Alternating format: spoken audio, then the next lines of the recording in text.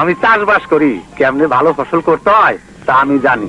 ভালো জমি, ভালো বীজ আর পানি তারা লাগাইতে হয় ফাঁকে ফাঁকে, যথেষ্ট জায়গা রাখা। মনে করতাম না জানি কত বুদ্ধিমান আমি, কিন্তু একদিন আমার বউ কইল একখান কথা। তুমি কেবল চাষি না, পোলা মাইয়ার বাপু।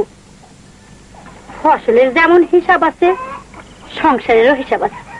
যে কয়টা পোলা মাইয়ারে সংসারে জাগাইতে পারুম, খাওয়াইতে পড়াইতে পারুম, লেখাপড়ার খরচ যোগাইতে পারুম, তার বেশি পোলা পান আমাকে ওইব কেন? আচ্ছা, ওই যে রেডিওতে পরিবার পরিকল্পনার কথা কয়, তোমার কি মনে হয় গো? শুনছি ওসব নিরাপদ না।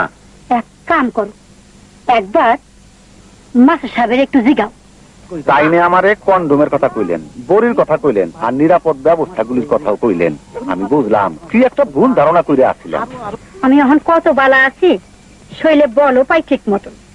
আমার গো পোলা পানো হৃষ্টপুষ্ট হইয়া। বেশি পোলা পান না, হৃষ্টপুষ্ট পোলা পান, লেখাপড়ায় তেজি পোলা পান। আমার স্বামী খেতে যেমন বালা চাষি, সংসারে তেমনি বালা বাপ, বড়ই বুদ্ধিমান।